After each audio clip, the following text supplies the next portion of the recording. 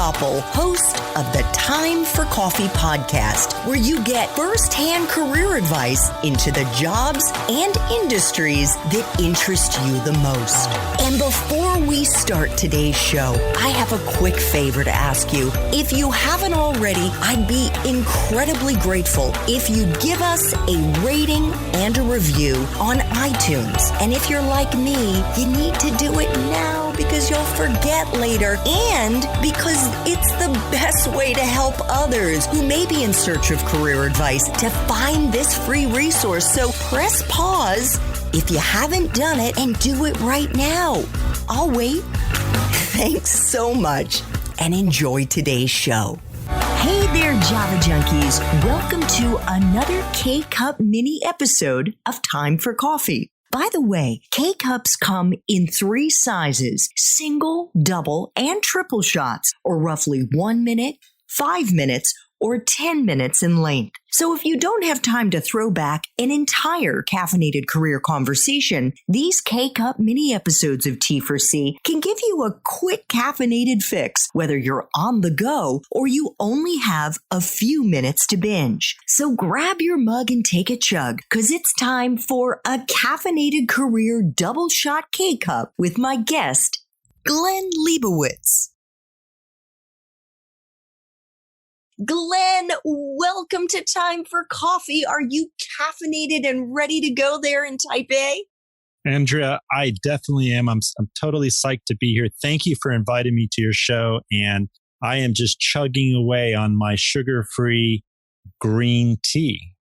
Yum. And by the way, I'm not talking about like type A personality. I'm talking about Taipei, Taiwan, where Glenn lives in East Asia. And I don't know if you know this, but I did my junior year abroad in Taipei when I was studying Mandarin and went, what was the school? But it was on Jinshanjie, right?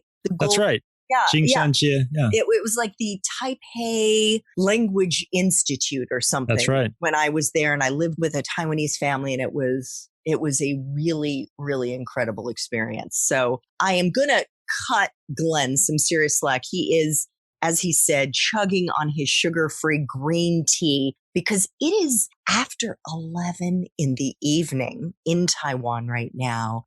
And Glenn is powering through right now, just totally like digging deep to deliver for me. So, and for all of you, which is why he's here.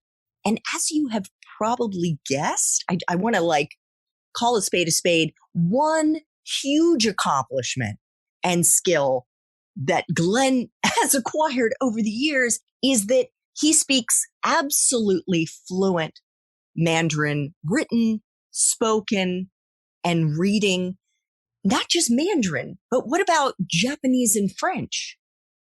Yeah, I studied Japanese for 4 years in college and grad school, and I took a little bit of French. Both are very rusty, but I did spend a lot of time studying Mandarin, Chinese, and Japanese back to back. How important has it been to your day job, which we're going to get to in a bit, but to your day job and your professional success, Glenn, that you are bilingual, that you speak fluent Mandarin? Absolutely essential. And I never would have imagined that I would be able to turn that into a paying job, to be totally honest. You know, I was like a lot of college students confused about what I wanted to do. I knew I liked languages. I remember looking at the course catalog as this very fat book at Cornell and trying to figure out, what kind of courses should I take? And I saw this special summer intensive course in Mandarin Chinese.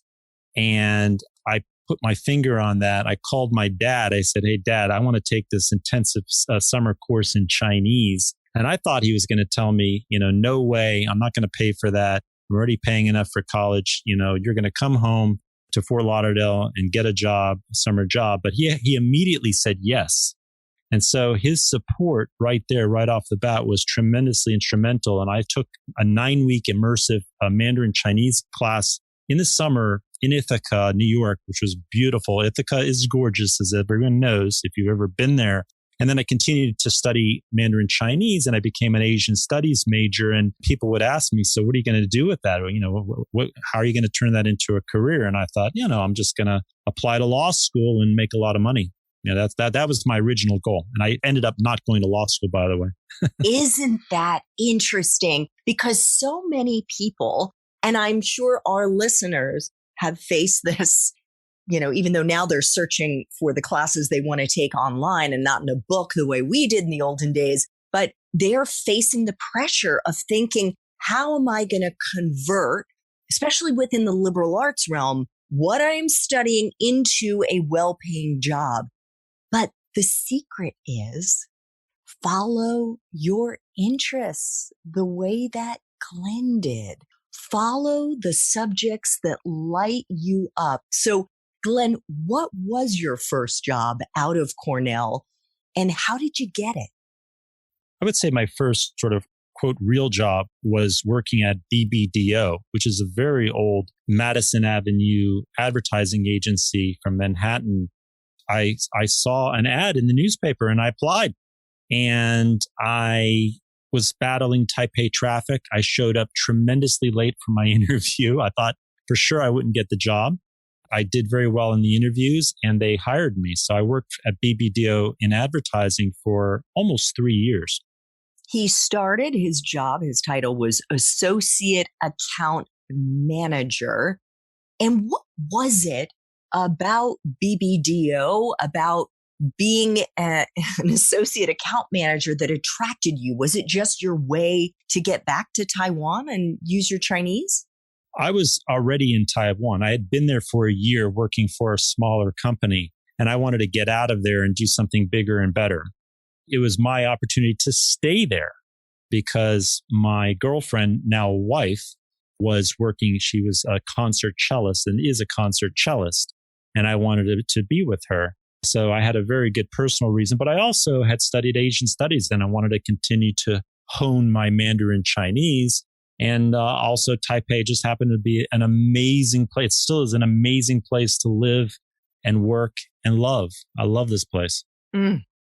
So you see, there is a tie-in between the heart and the profession, and sometimes following your heart, literally because you love someone, not necessarily something, is the right way to go. It's like living your truth. It really is. So Glenn followed his heart, that real passion, and his other passion was Asia and being in Taiwan, and the rest unfolds.